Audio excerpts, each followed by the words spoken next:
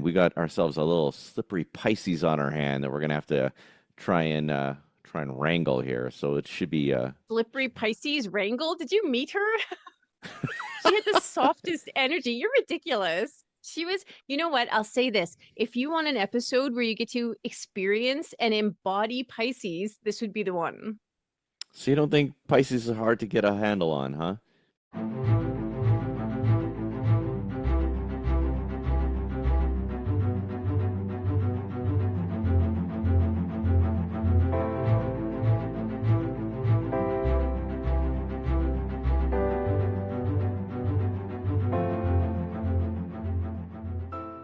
Welcome back to another edition of the Pear Genius Podcast. I am your host, Alex. We have Katy Pauls again for Imagine what, that. It's me right? again. What are we on? Like episode 60 already? You've been with me for 60 episodes already. You're amazing. I just keep showing up. Yes, you are showing up doing the hard work. And it's funny, we just kind of jumped into this episode, so we're recording this intro. But I kind of like this little moment with just you and me. Today we're going to have Tiffany Zoldan on from soultune.com and aquaholicjourney.com. And I'm going to put those links in the description. And man, I actually really enjoyed this episode, and I hope that we can get her back for a part two. So without any further ado, everybody, another awesome episode. I'm actually really excited about this one. So we'll see you on the other side, everybody. So I got your website up here, soultune.com. Is there another website too? Yeah, so originally for the last, 10 years, I have been operating under Aquaholic Journey because I'm Right. obsessed with the water and every type of healing modality I ever experienced and or gifted or guided my clients through was always to do with water. Every retreat. And so recently, literally within the last week, just switched over to Soul Tunes. It's a play on words. Being here in Mexico, soul in Spanish is sun. And I really wanted to dive more into the soul work that I've been exploring with clients for the last 5 years. And it felt aligned to not just do this experiential wellness anymore that had to do with water activities and retreats by the water, but actually get deeper and into new layers, let's say. So yeah, it's just launched. Okay, awesome. And so are you still doing Aquaholic Journey? I am. I am. It's been my business for so long. So most of my clients know me through there. But I also wanted to add on a more bespoke, personalized experience for those that want to go deeper. So if you are relaxed in the water, if you're a water baby, so to speak, and you completely surrender, it is, in my opinion, the most healing experience I've ever felt because it brings you back into that limbic state of being in your mother's womb before you knew how to walk, before you knew how to talk. And it can help you re-heal or at least go back to the womb or the rebirth process where you can sort of have this opportunity to be born again without all of the things that have happened to you throughout your life. You can let go of all of those traumas you've experienced by retracing your steps. And it really is, it's mind blowing. And so Jamie has experienced it. I've experienced it a few times, and we both love the water. We talk about the water a lot. And she's brought me into her family in a way to lead them through many breathwork ceremonies and sessions. So we work together in that way now. So you really love the water. You named your business Aquaholic, but it sounds like breath work is also a element that you work with. So you have the water, you have the fire in your other business, the Soul Tuned, you have the breath work. What about the grounding? Where does earth play in? In all elements. To be honest, we have nothing unless we're grounded. So every single experience that I guide or facilitate starts with earthing, starts with grounding, starts with centering, whatever you'd like to call it. It is that. We have to start from a base. And it is coming back down to that rooted sensation of, okay, I am embodied. What does that mean? I am in my body. Is there interoception? Can I feel and access where my discomfort lies today? Can I feel those sensations that feel good or aligned?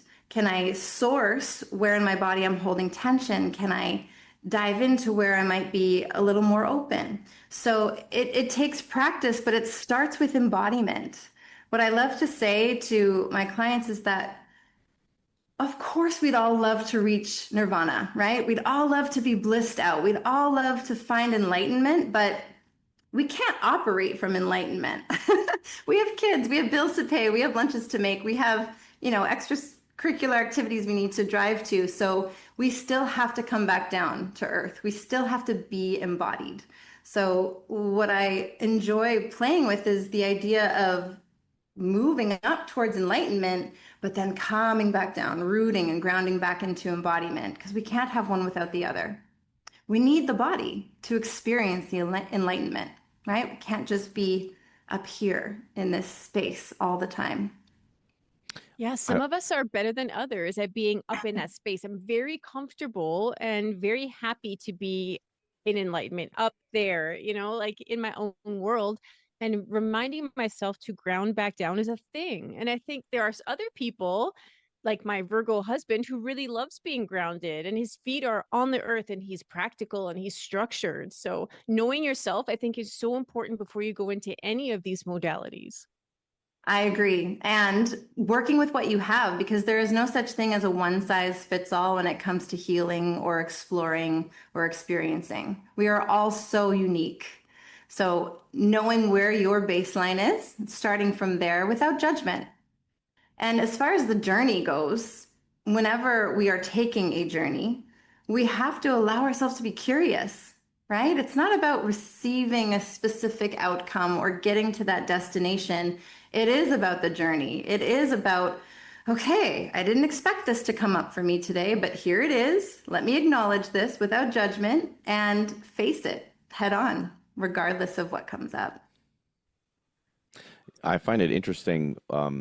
You slay a few dragons, you think that you're ahead, and then you wake up one week and you feel like you've almost reset and you've kind of taken a few steps back and you have to go through those passages again. But I feel like the more you do that, the quicker you can get through them. It's I not so love much just mastering it, but yeah, I find myself getting hard on myself, like, oh, I thought I conquered this, and now I'm resetting. But I think that's just a natural part of life. We're human. We are human. And it is a human experiencing that we're all, intertwined in. And I believe that's such a great analogy to think of yourself as the dragon slayer and you've conquered this. But at the end of the day, how do you integrate that into real life? Right? How do you react again when you feel that stress rising up? What did you learn? What is the big takeaway that you can start to use as tools through your everyday life to stay in that dragon slayer mode? Because it's not like we can learn it immediately. We as humans have to integrate. We have to practice. Do either of you practice yoga? Right? So Almost we every day. practice. It's a practice, right? It's not yoga perfect. It's a yoga practice. And every day that we roll out that mat, it's just we come into it as a practice and we leave it as a practice. I'm just waiting for that day where I can be yoga perfect and then I never have to show up ever again. Just done. Okay, on to the next thing. I'm gonna make you a t-shirt for yoga that says, I'm already yoga perfect. I'm not doing crow today. Oh man. That's great. He just levitates. Yes. Yeah. That's what we're working towards, levitation. Yeah. Tiffany, I did want to ask you, I thought I read somewhere on your thing that you do somatic release as well. I Is that do. true? I Okay, do. so do you find that there's a lot of somatic release while you're practicing yoga because you're aware of it, or how does that Yes. work for you? Yoga is somatic. Somatic literally means in and through the body, right? We are working with our body's wisdom. We're not trying to bypass anything that we feel. We allow ourselves to feel it. So you, I'm sure, have been in a certain posture or pose that you're just dying to get out of, and maybe you're even cursing the instructor out, like, please pull me out of this. This is bothering me. I don't want to be here. Too much is coming up. That's the somatic release. It's learning to cope in tricky situations, to breathe through discomfort, because it's all temporary. It's not like we're suffering in that pose, right? It's just that for those few moments, through those breaths, we're agitated. But what's the agitation? What's causing it? What's bringing it to the surface and why? So that's where we can get deeper. That's where we can start to unravel and peel back the layers and really discover, okay, there's something to this because say it's pigeon pose. I'm in pigeon, I'm getting agitated, I maybe start to cry. This is related to my hips. What do we store in our hips? Emotions, shame, guilt. Ah, okay, maybe I haven't dealt with that yet. Maybe that shame's coming up. So, yeah, absolutely. Yoga is somatic. Everything about yoga. And without the breath, because that's the most important piece, we're just stretching. But because of the breath linked to our yoga poses, our postures, we then have this beautiful synergy of mind, body, and soul all connected. Ah, mind, body, and soul. SOL. So, yep. Right? It keeps sneaking its way back in. So I It think that the does. more people I'm talking to in all different corners of the world, I'm finding that we're all kind of tuning into the same thing in the way that not just women, but humankind needs to shift and rise and remember. And Mm. I feel like the elements are definitely a part of that. But there's something else. It's almost like we have to remember something so that we're unveiling spirit. I feel like each person is on this mission to reconnect on such a deep level that they're actually unveiling, like they're lifting that veil up and allowing spirit to come out because we can't possibly rise in an age of AI and technology unless we deepen ourselves so that we're able to use AI as a tool and nothing more. You know, like we're not being taken over by AI because so many of us now are being called home to unveil spirit so that we can live in this new way. So, are you finding that too in your corner of the world?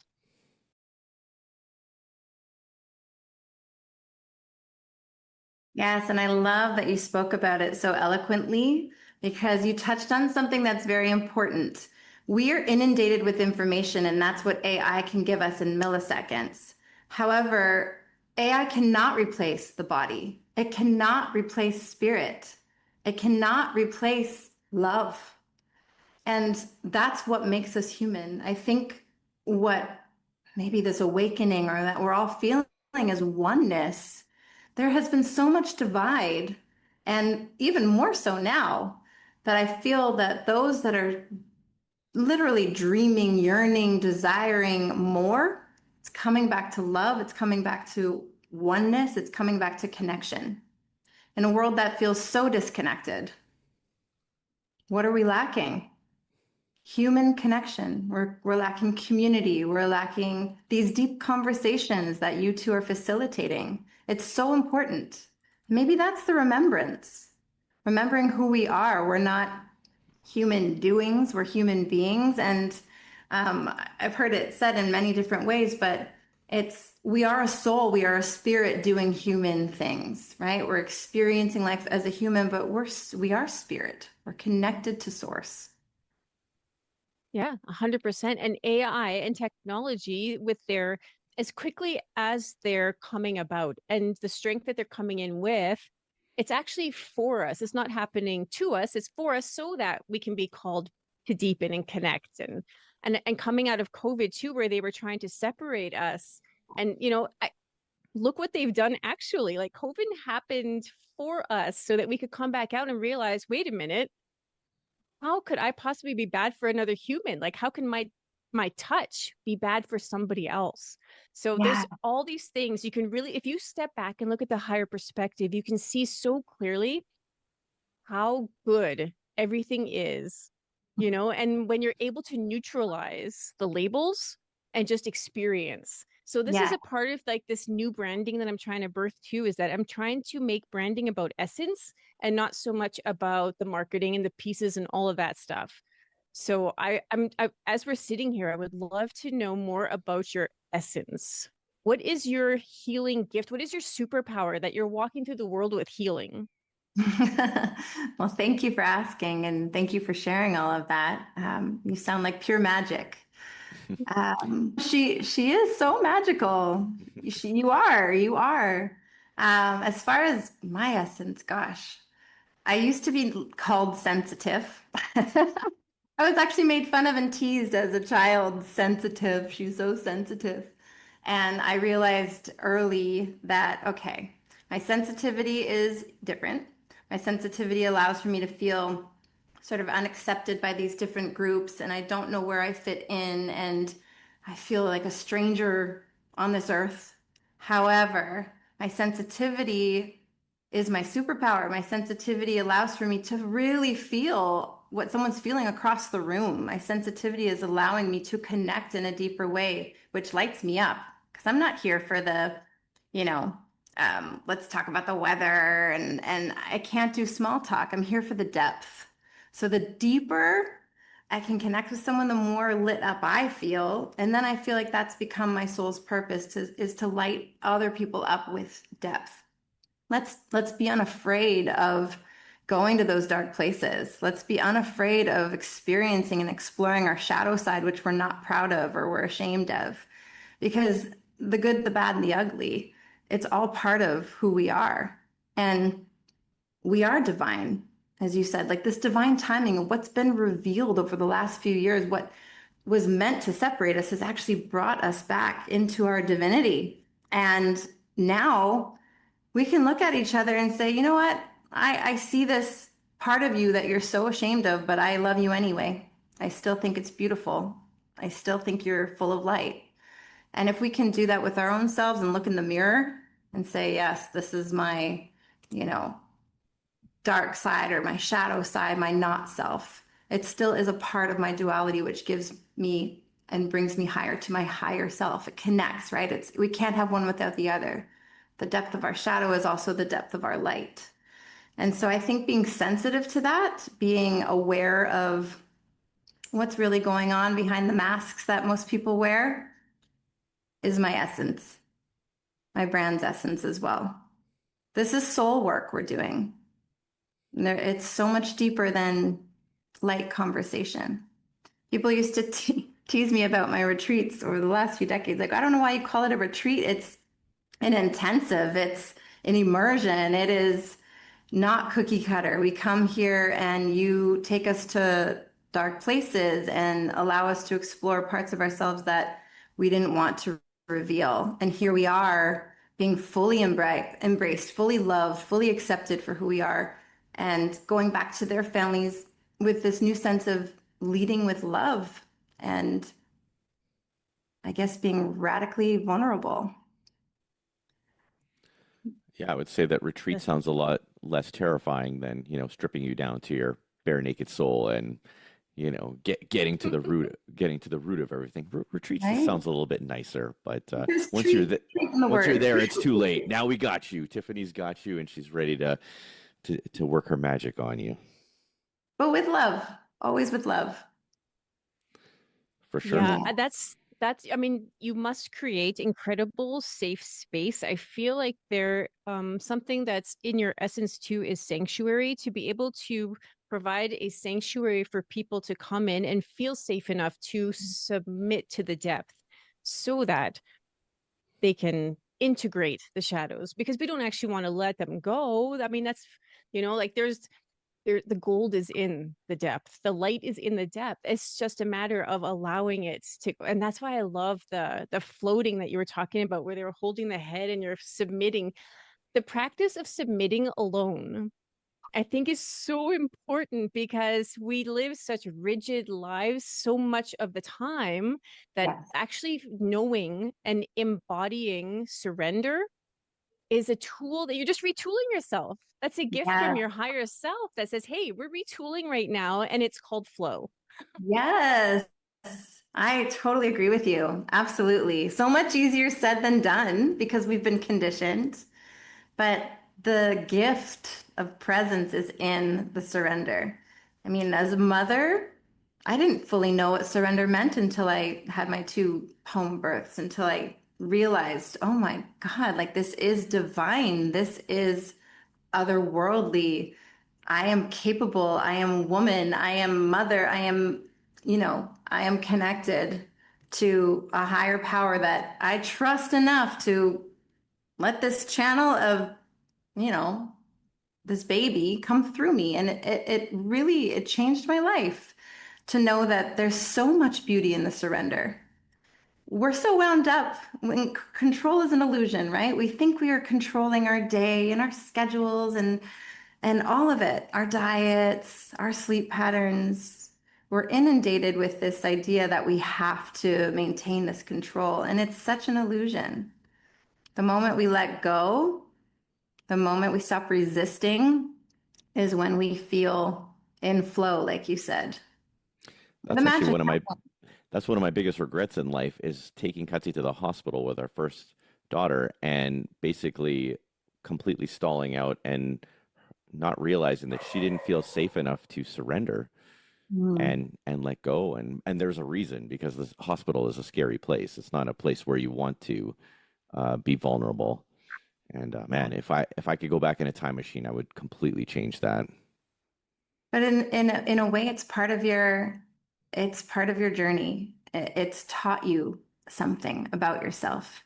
Maybe that's the moment you did realize, oh yes, I don't need to rely fully on someone else helping my wife birth her baby, or for you, Kati, like I could have done this, right? I didn't need that intervention. I was fully supported and capable. There's beauty in every lesson. It's a gift. It's not always easy to see it that way, but everything that happens to us is a gift. For a reason. I think that in the whole pregnancy experience, I actually didn't want any information. I stopped people from telling me what was coming. I'd never read What to Expect. I mean, I knew that I couldn't possibly. Information from other people is not okay for me because if I don't feel it and experience it for myself, it's almost like I don't trust it. And I have that. So as I was going through it, I'm like, okay, I'm feeling my way through pregnancy, but then for the delivery, someone's intervening and taking over and making me do this and that and strapping me with all sorts of things. And I'm a little bit too empathic, and I was fully aware of all the screaming and agony and pain all around me. I'm like, this is not okay. Oh my gosh. And it takes you out of your flow. It takes you out of this like primal, innate um, capability that you were born with because you're now aware. You're too aware of everything around you and you're distracted from what's really taking place internally. And you That's know tough. what's really amazing is that just before I gave birth to Elora, a thunderstorm rolled in. And I remember hearing, I wasn't aware of anything else happening except I felt the power of the thunder and the lightning. And I'm like, okay, I've got this. And I, Yes. even now, just thinking about it, like I get goosebumps that look what came for me to help me like ground back in and reclaim my power so that I was able to do what I had to do. So I love that thunderstorm. That's incredible. That sounds like it was meant for you. Literally, it like brought that thunder back into your very essence because you need that. Women need that power to birth. We need that anchor. Again, like you said, since you're an empath, it's so easy to escape. It feels good up there. It feels nice to just kind of float away and have this out of body experience. But what we actually need for birth is to be fully embodied, to find that like, the strength. Yes, and there's that word again, embodied. That is such a major, that's a huge pillar in I think your brand and for you, for yourself, that embody. Like that means you don't just understand it in your mind, but you feel it in your Yeah. body and spirit resonates through that. I love the embodied. The more that we use that, and I think that that's why the floating, because if you can feel surrender, that means you've embodied it, and Yes. it's become a part of you. So I think that even for branding and anything, women who are reconnecting with themselves and men to embody the things that we're supposed to be is so Yes. important. I think it's so important. We're always in our heads, and the body doesn't need to know the reason, it just needs to feel it. Right? So when we talk about doing somatic work, it's trusting the sensations in our body's wisdom of what's coming up, not in the sense of, okay, well, now I have to label that and now I have to know what that means and conceptualize it. It doesn't matter. As long as you're feeling it, it means that you haven't bypassed the emotion because there is no bypassing. The only way to heal is to feel. We have to go through it. And I think that comes back down to embodiment. The more we can trust what our body is telling us, even in simple decisions, do I want to eat the chicken tonight or do I want to make, a vegetable stew? If you can feel it, okay, my body's saying, yeah, I actually need the protein. Let's go with that. Versus, I'm hesitant about the other option, right? Every chance we have to tune back in to our body's wisdom with every decision we make, every encounter, every engagement throughout our day, that's how we become more familiar with how we feel about things. What is our sensory experience telling us? Are we feeling like a fuck yes towards this idea and heck no to that idea? It's important to be aware because a lot of the times we're not in alignment. We're saying yes to something we really want to say no to, right? And then we're left putting on a mask and going through the motions, but it's not what we actually need or want or desire. That's probably where we are right now in our lives, where we feel we're on the precipice of this next big adventure. We were just talking about how we kind of live life in a 7-year cycle, and we are at the end of a seventh year.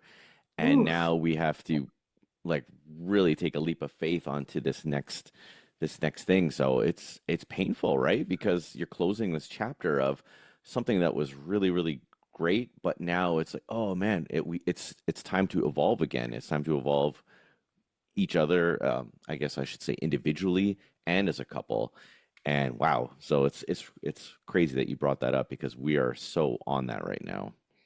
It's scary, but it's exciting. And we are meant to evolve. We are not meant to stay the same. We are constantly in metamorphosis, right?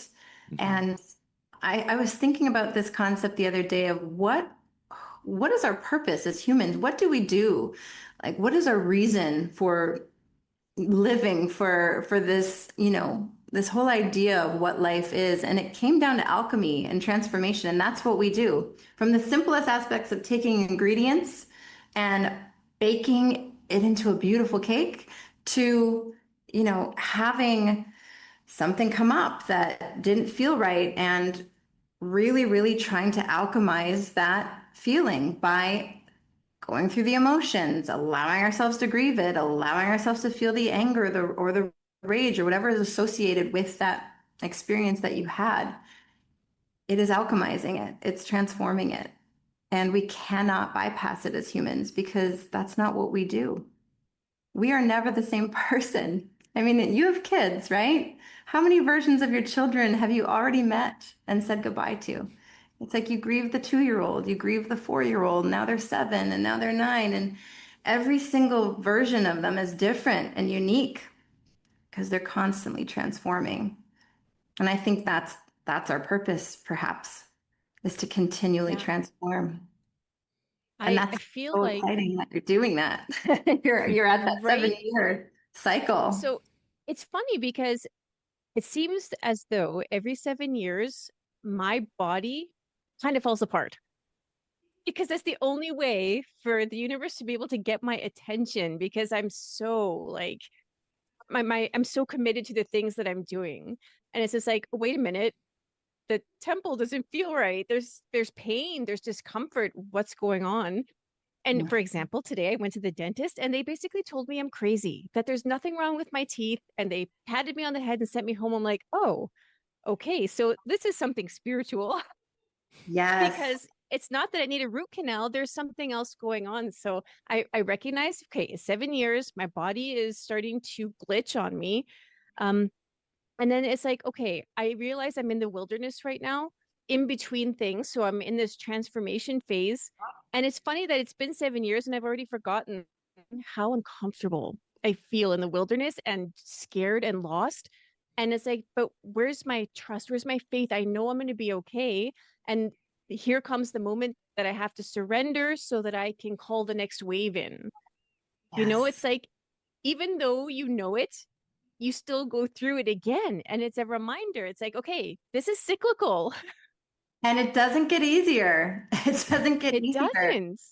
the cycles, like you said, they're going to happen. They're bound to happen. But it's like we temporarily forget. It's temporary amnesia of what that was 7 years ago. Oh my gosh, here I am again. And what if I don't land on my feet? And what if, like, what's my anchor? And what's next? And how are we going to bring this into fruition? And it's the questions. And again, that's the busy talk in our minds, the monkey mind playing tricks on us. Spirit knows.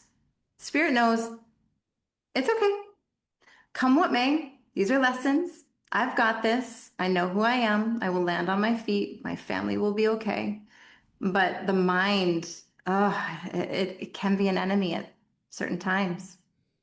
You know, I am not, I mean, I'm a recovering Catholic. So I was born in a very Me rigid, too. you know, That's a funny way of you putting know, it. for a Scorpio child to be raised that, and I would see things and they'd be like, "Oh, Satan's coming for you," and they would give me like things that I would have to recite, and I never gave voice to anything in church, and it pissed everybody off so badly. I'm like, anyways, so as a recovering Catholic, I will say that there is a story that I once heard that has stuck with me so hard, and it's that Moses didn't just walk into the water and magically split the sea. He had to walk in up to his chin at least in and submerge himself, surrender to the water so that he was able to realize his power and split the Oh, sea. That like he had to do the work, he had to surrender, he had full faith that he was going to be saved. So that is something that I carry with me. It's like, yes, I'm in the wilderness, it's dark, but here in the dark is where I'm going to be able to surrender and call in the next. I love that. That just gave me chills. I've never considered that story, and it's so true. It's like to the point where you could drown. You feel like you could drown. You're letting go. This is it. Trusting fully that God's got my back. I am okay. I am aligned. See, in that moment he was embodying that Yes. embodiment. Who knew? Wasn't this? That's Yeah. incredible. It's a beautiful reminder. Yeah, So, as I was gonna say, Tiffany, it sounds like you've been reading Kathy's diary because you're like completely reading her mind and speaking her language. And I'm just like watching. I'm like, holy smokes! It's like you guys were separated at birth here. This is well, you can it's a start your woman own thing. podcast together. We're I'm so I'm on the outs cyclical. here. No, it's beautiful though because you as the observer and her partner can be that pillar of strength, can be that masculine energy that she can anchor into when she's in this spiraling position of, okay, everything's spinning right now. I'm in the wilderness. It's dark. It's scary. However, putting my hand on my husband, he's my partner, he's my rock, and allowing for the downloads, those aha moments that you're going to need for that next wave to reveal what's coming, right? We need that. We support each other in that way. Men are so cyclical, but in a sun way, right? You rise, you set, you rise, you set. But women are connected to the moon and we are constantly in flow. I mean, you probably have realized this. You're married to a different woman every week of her cycle. You never know who you're going to get. This is a true story. This is a very true story. I'm Right. And always now that I'm in navigating. menopause, I don't even know my damn cycle. Everything is such a Oh, mess. yes, and that's a whole other wow. That's a whole other cycle that needs to be revered because you are coming into the wise woman. I like to say wise woman rather than crone. It sounds nicer and it feels more aligned. But it's true. You're coming into your most psychic, intuitive version of you. And you're letting go of all of those versions that you were before to fully embrace, okay, I am powerful. I know who I am. I am definitely connected to spirit. I can lead my family. I mean, it's such a profound time in your life that perhaps taking a moment to create a ceremony for yourself to say goodbye to those past versions, knowing that they're still there to support you but giving them thanks, making an altar for your maiden and your mother and, all of those versions of you, laying some honey at the altar and flowers and saying thank you because you've made me the woman I am today. And I'm ready to step into this wise woman role. I'm ready to be the medicine woman of my family. I'm ready for for you to kind of sit back and relax a little bit more, knowing that all is coming. You don't have to do so much, right? You don't have to work so hard. Now you're at the point where you can surrender and trust that all the groundwork you've laid before this moment is there for a reason, and you're stable, you're safe. That's such a nice, it's, they're the second very soft energy in the past 2 weeks that I've come across where it's like, oh, spirit is so much more gentle than I know. Because for me, it's like I didn't stop and thank those versions of myself. I pretty much set them on fire and let them go. Like I have such a phoenix thing that I do and I can't help that, but I will just burn off what's not serving and fully rebirth into the next thing. And it's like, okay, wait, we need to There's a honor, there grieving has to be process. time. There has to be time. There's such a grieving process. I mean, your last, moon cycle, letting go of that blood, that the ability to cleanse every month is sad in a way, but on the other side of that is consistency, is stability, is knowing, okay, I'm not like this anymore. I am centered, I am grounded. There's peace in that. Not knowing which version of you is going to show up because they've kind of all just floated away. And it's important to thank them. They've made you who you are. Yeah, it's a rite of passage, menopause. Truly. Yes, it is. And yeah, that's one that I'll take with me because you know what it is? I skip the grief in any way possible. I don't like to get pets because I want to skip the grief of losing them. So that's a good reminder while I'm in the wilderness for now that I'm going to sit with grief for a bit. Grief is so important and it is beautiful. There's beauty in the grief and the crying. I like to think of crying as like a way to empty your tank and let it all flow out so you have space to fill it up with something more beautiful, right? Those tears need to come out. They need to be shed. And in a way, once we are no longer on our bleed or have it, we've let go of that way of cleansing each month. So the only way we can cleanse is through our eyes. And there's something so spiritual about crying. Yeah, that's something I have to retrain myself to do as well because that's childhood stuff. And you think that you kind of fix it and then all of a sudden it comes back in a little bit different way, but it's like, oh, I wasn't allowed to show emotion. If I was showing emotion, that was a sign of weakness. And when you're Scorpio sun and Cancer rising, that's all water, all emotion. My entire chart is ruled by the moon. Like, so I Wow. have this crazy intense emotion and I'm not allowed to let it out. So what do, right? You make it so that you bypass grief at all possible At all costs, intersections. Yeah. really at the cost of yourself. Yeah, it's true. And then being a recovering Catholic, we were taught that everything is hard. Everything has to be hard and we have to be stoic and, keep on keeping on, where that's not, I don't think that's serving our higher being at all. I think we're meant to feel everything and allow our emotions to flow. And when you have a partner that can hold it down and kind of be there for you as you are unraveling, it brings you two closer as well, knowing that you're safe, you're going to land on your feet without judgment. Yeah, I can't imagine living in a household where I'm not allowed to show emotion. I mean, it's not that I was overly emotional as a child, but my parents never blocked me from crying or from expressing myself.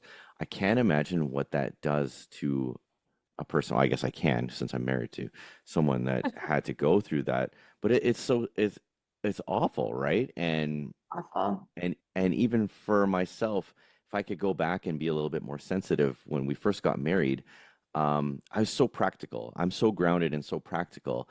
And knowing what I know now about being married to a dreamer, about being married to somebody that's up in the clouds and doing a lot of really amazing creative work, is that if I can be a good ground, and she comes down, and we talk about the things that she went through or that she witnessed while she was up there, we can actually manifest so much better here, um, when we work together, not just me shutting it down and saying, "Oh, that's nonsense," these things, but knowing that anything is possible, and that my wife is magic, and that her working with me here on this plane, we can create incredible things. That is an awesome takeaway, and I hope that a lot of young people listen to this and know that it's great to be married to a dreamer, because the dreamer helps set these neat goals, and that it's good to dream impossible things and shoot for them. I think that's what partnership or union, sacred union, divine union is all about.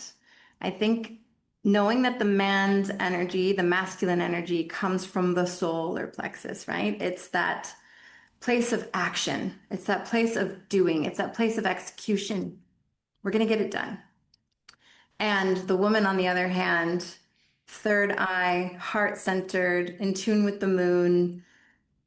It's as if we are like the sages. We are the ones that are the mystics. We're connected to a higher power. We can receive insight. We can receive intuition so long as we are open to it and we trust it. And then we can bring that back down into our home, like you said, share it with our masculine counterpart. And then suddenly you have birthed something absolutely tangible, beautiful, and sacred. And you work together with your cycles. If you are into astrology, it sounds like you are, Kachi, knowing, okay, this is a time of action as a unit. We need to put our heads together, kind of say no to the social, focus inward on our home, our family, our goals, and work, versus the times where, okay, now we've gotten through that, we should be more in flow, we should go out and enjoy, we should invite neighbors over, we should play, maybe plan a vacation, because even our year is like that. There are times where we should be in action, and there are times where we should literally be going inward, going dark, and resting. The seasons remind us of that. Hmm.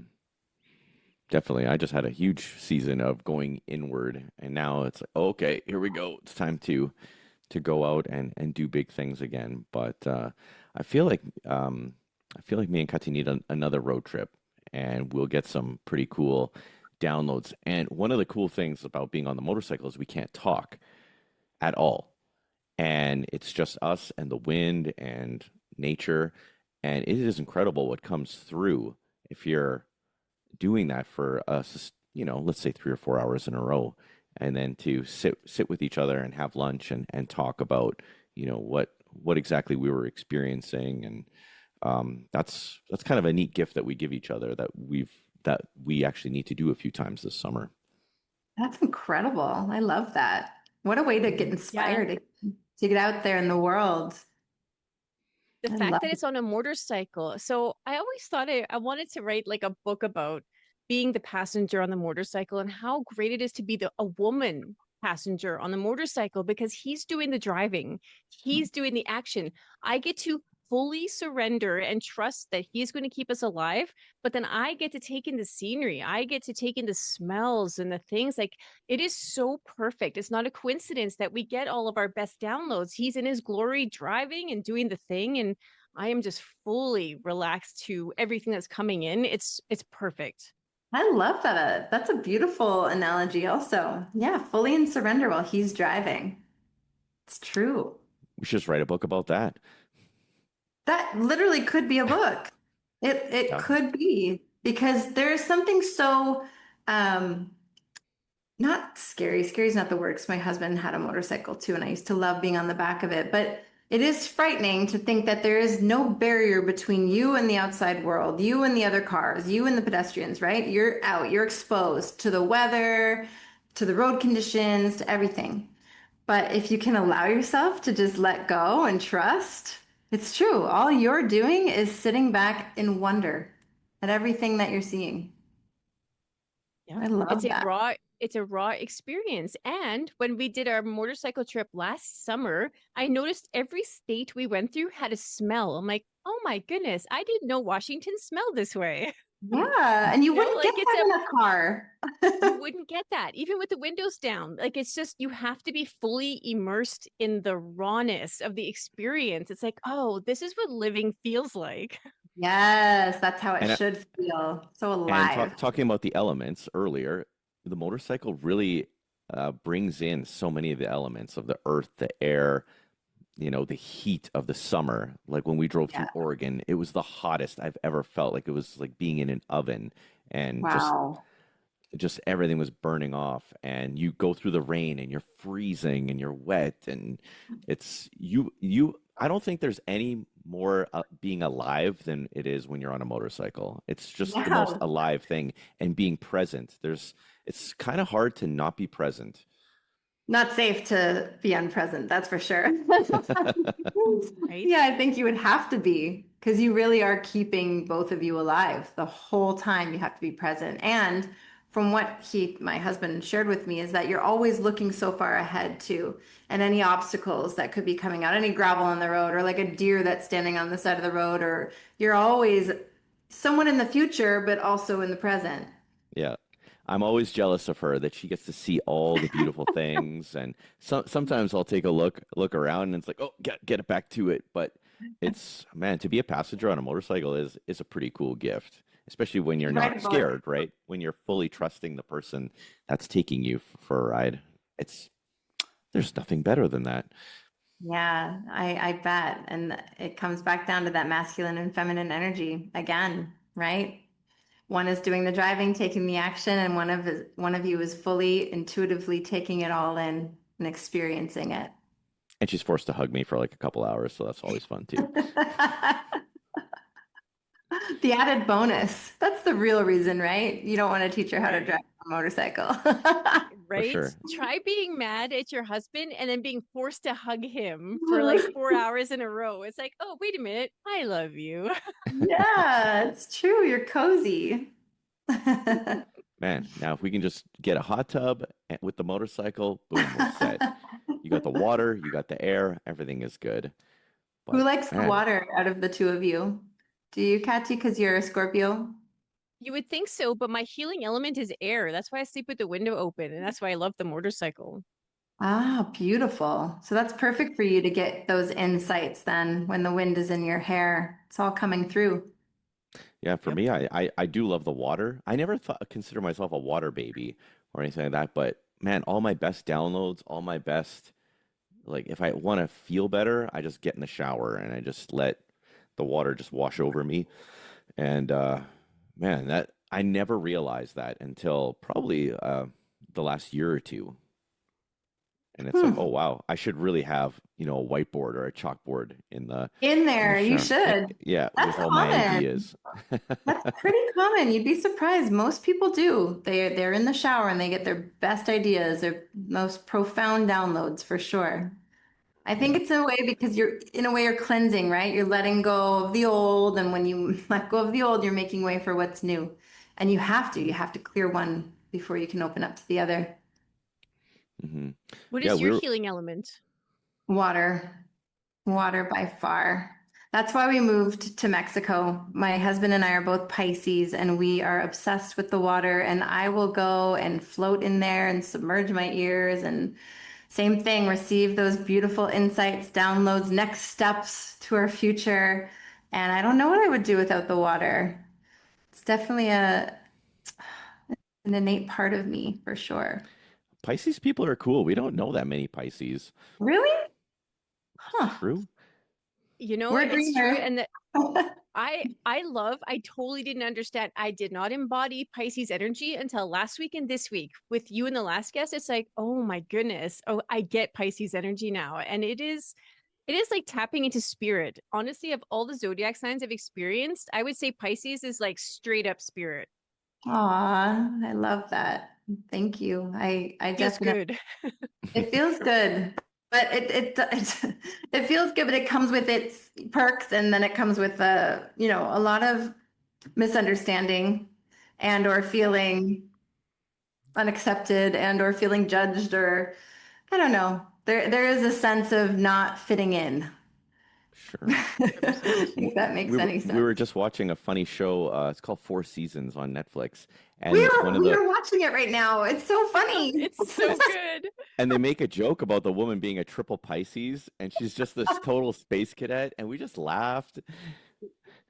I was laughing so hard too. So hard. I think it's the one woman who is getting left, right? She's getting Yes. divorced. Yes. Pisces, Yeah. of course. Yeah. Well misunderstood. But don't worry, you're probably not a triple Pisces. I mean, what are the odds of I'm that, not. right? I'm not. My moon is in Virgo.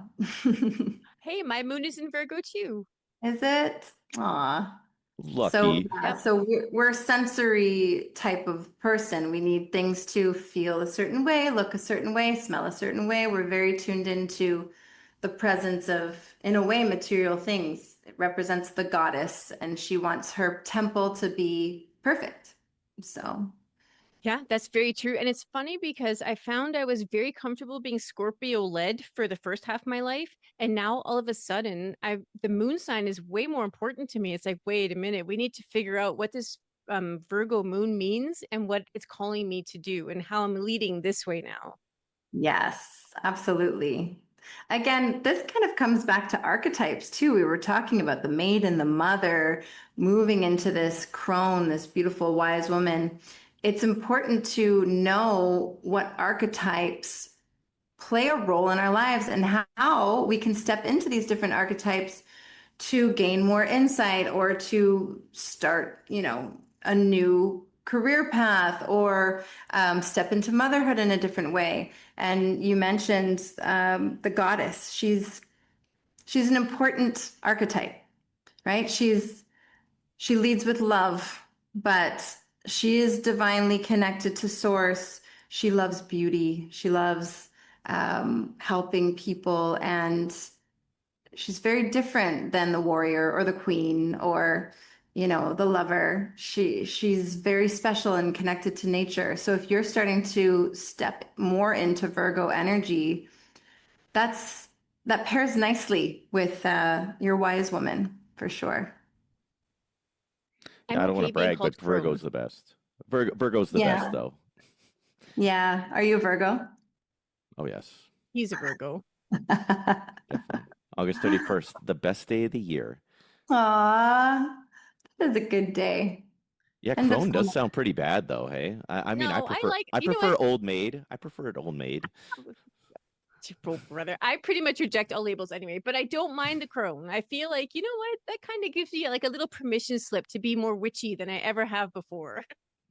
It's true. That's the other thing. We've always known, right? That we have these abilities to connect to our intuition and we can help our families. We are medicine women, but it was kind of frowned upon, or we have that old witch wound that's ingrained in us from centuries and through ancestry. And now it does give us that permission slip to step more into that and embrace it, embrace the witchy woo-woo-ness of it all. Yep, unapologetically. Yes. Yes. You can ask the question. Yes, I will. So we've come to the point now where we should probably think about wrapping it up. We've kept you a little while here, Oh, I but don't mind at all. It's been wonderful. it's been so nice. I love my Pisces time with you because it honestly just like reminds me the gentleness that I have access to that I so often deny myself. So I'm very grateful for that gift that comes through very naturally. Oh, I'm so glad that it's a reminder of who you are and but a reflection of you. And that's what we all are, mirrors of each other. It's important to remember that. 100%. And Tiffany, if So you ever the need anybody to burn anything off for you at the, snap of a finger, you know who to Calling your call. wife. I'm Yeah. calling your wife. And I she'll was see little, somebody's soul but for you. I would love that you said that. I have a hard time with that. I'm all water, so I can move through the energy and flush it out, flow it out, things like that. But when it comes to fire, that's an element that I'm trying to work more with because it feels dampened a bit. So we all need all of the elements within us, and that's the one that needs a little bit more spark, let's say. So I'm happy to know that. I might be reaching out to you. How do I burn this away? How do I call upon my rage? I don't know. I love it. I love fire for that. Fire is one of my favorite. Have you read The Alchemist? Yes. Oh, I love The Alchemist so much. And I don't know why, but there's such a fieriness to the magic in that book. And it's like, okay, I love fire. Yes. Well, it's really interesting because it's the only element that we created, that man created, right? All of the elements just came to be on their own, but we created fire. We figured out how to wield the power of fire. And it can be so destructive, but it can also be so beautiful and mesmerizing. And it cleanses. Like you said, you brought up the phoenix. It's such a vivid um, uh, like idea or concept of burning things away, like letting it come to ash so we can have new fertile grounds, we can blossom again. It's important. Don't know how to do That's it quite yet, but it's important work. it's one of those things where I've learned how to die to myself. I'm going to die to myself so that I can rise and rebuild. And I do that throughout my life so often, just die and rebirth, die and rebirth. So maybe there is an element of surrender that I understand that I've embodied it a little bit differently. I love I it. have to sit with that and figure that out a little. Yeah. And, you know, it doesn't have to be so hard. That's a good Or so reminder. harsh Or harsh, exactly. But I love that you can do that. You found your way. for now. Okay, so question left by the last guest. What are you not saying yes to, and what are you not saying no to that you should be? Ooh. Hmm. You know Tough. what? I think this is so funny. I think it's this moment right now. This is my first podcast that I've ever experienced. I've always been hesitant to work more online. It's not that I don't enjoy or appreciate technology, but I've always looked at it like, if I dive fully into technology, if I work with more people online, if I put myself online more often, it's disconnecting from the human experience, from the transference of energy that happens with one-on-one in-person experiences, right? We all understand energy transfers, and it's magic when you're in a room with someone else and feeling what you feel come up and exchanging that energy. So I've always been a little hesitant about working online because I feel like there's not going to be a transference of energy. So I haven't been saying yes to expanding, to fully embracing this beautiful tool that we have to work more online. And here we are. I said yes. I'm so excited that we shared this beautiful time together. And there was absolutely a transference of energy. I felt it this entire time. So, in a way, it has shifted something within me to say, shouldn't have waited so long. I told you so. You can still We're have transference of energy we're through the just going to take screen. all the credit. We're just going to take all the Oh, credit, Tiffany.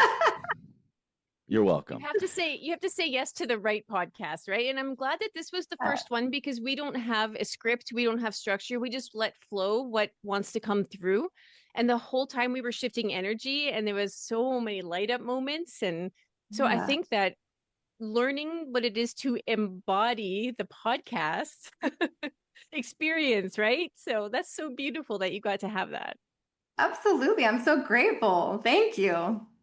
Yeah, it really opened my eyes. It feels very good to know that although we've never met and we've never seen each other, experienced each other in person, this feels very authentic and there's a transference here for sure. It's undeniable. We haven't met And is yet. there something what? We We haven't haven't met met yet. yet. Yet. Oh, yeah, yeah. No. And what are you not saying no to that you should be? What am I not saying no to that I should be? All the social gatherings. I'm an extroverted introvert. I've just realized that recently. And while I love people, and being around groups of people, I'm also very sensitive to energy, and I can become depleted very easily. So I've I've always said yes to the invitations to the social gatherings, and I'm starting to realize in this new phase that I'm in, perimenopause, it doesn't feel as fulfilling anymore internally. I would actually rather be home with my family, having more intimate conversations, snuggling up on the couch, and going inward a little bit more. So that's what I need to start saying no to. Just like us. Right? I'm But very wait a much an minute, not ambivert just like too. us. We have to say no to staying in. You and I stay in a lot. You have to do the opposite. We have to do the opposite. But I mean, I love going out and about. Yeah. But I'm noticing as, you know, as time went as going on that I don't need to do that as much. Mhm. Like it does deplete me a lot more and but it's a double-edged sword because if I stay in too long too, that's not good for me either. I need to share my my spark, my light with other people too. So Yeah, it's balance at the end of the day, right? It's always coming down to, okay, am I in alignment? Am I finding the balance in this all? We do change as we age, and we're more mhm. aware of our boundaries, and we're more aware of what lights us up and what doesn't. But at the same time, we know also on the other hand of that, when we were all isolated, that that wasn't food for the soul. We do need each other. We do need to find our tribes and make an effort to get out there and share and talk. The thing that Really. I did find interesting at the beginning when you said that like you're done with like small talk. Me and Mm. Kathy were just talking about that, how she cannot stand it at all anymore. Like it's completely repulsive to her. She cannot I can make small talk happily with anybody, but my God, if this poor woman has to sit through anything that's not deep, she's just like she'll hit the eject button. She'll just die right on the spot if she has to like five You know minutes of what? small talk. I'm using the crone phase as my permission slip to be a little bit rude about it. I'm just gonna get up and leave. Patty, I have so many different videos to send you about this crone phase that we're in right now that touch on this. It's hilarious, but it's true. We are in the I don't care phase of our lives. And it just is. We don't need to Right? judge it. It just is the whole small talk. It seems superfluous and it doesn't align. So I get it. I Full feel bad permission. for I feel bad for Kathy because I don't think she's ever really cared about what other people thought, and it's just me. It's just like, oh God, please don't like let us have this relationship. Oh, it's over. You Ugh, balance each other out. I tried so hard. I tried so hard, and it's just like, oh, there goes another one. Done. Well, she loves you. You're in there. So Right? that says a Every lot. yeah, every I don't know. I'm the right container for her. Yeah. I'm the right That's Tupperware. that's beautiful actually to be You're that my container. Tupperware. I'm your Aw. Tupperware. Oh, and you're my lid. Oh man, Oh boy. Tiffany, I guess what question would you like to leave for the next person? What about where are you showing up authentically in your life? And how are you not showing up authentically and why? Oof. I know, it's a little deep, but I think it's That's okay. important. That's something Kathy would ask somebody and then just rip their soul apart. Come on. Where are you a total fraud? Go. It's a tough one. I mean, we can Yeah. change it if you want, but Oh I no, think that's it's No. good. important for us to know the many masks that we wear. Yeah. I I think Some it's of us do it important. for survival, some of us do it to fit in. I mean, we're a different version of ourselves with our spouse versus with our children versus with their teachers versus with our work, I think if relationship. somebody comes on our podcast, they're not coming on to lie. I think we're all pretty vulnerable and in a safe space that we can share honestly It's actually a good it's a good exercise to go in and look at yourself because I don't think any of us do it enough. We probably need to do it more. I really have faith that we can all meet each other where we are and just accept where each one of us is in the moment. Like, how beautiful would life be if you got asked to go out to a certain scenario and didn't have to fake it? Just said, you know what, I'm really feeling like I want family time tonight. Thank you for the invitation, but I'm going to stay home because it feels more aligned. If you didn't have to lie or make up an excuse, right? If we could just be. Hmm. You I know what think that that is? That's somebody who is very tuned into themselves. So that comes perfectly back to the work that you're doing is helping people tune in because if you can do that, you're always showing up authentically. Yeah. Thank you. Thank you. I love that. and it shouldn't be offensive to somebody that you want to actually spend time with your family. That Yep. shouldn't hurt anyone's feelings at all. Right. Or even, I mean, if it's less, what's the word that I want to use? Even to just be even more truthful, like, no, I'm kind of feeling low, or I'm feeling, extra Hmm. tired today, or not my best version of myself. Like, to be able to express yourself fully, authentically, Yeah. and without judgment. I think that would be a beautiful world. Or if you have laryngitis, don't come on the podcast. I There'll was be sitting another across time.